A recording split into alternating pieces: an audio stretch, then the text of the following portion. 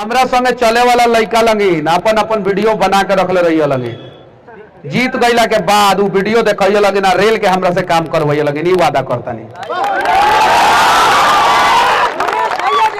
लगिन लड़का first division से पास हो या रोनी के काम करी, वादा करता नहीं।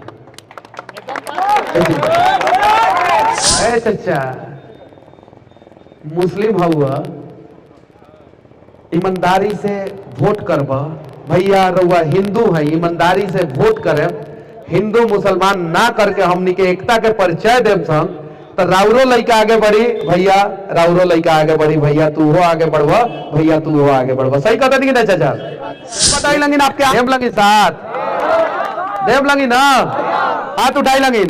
जे जे हमरा के आशीर्वाद दी वो हाथ उठाओ।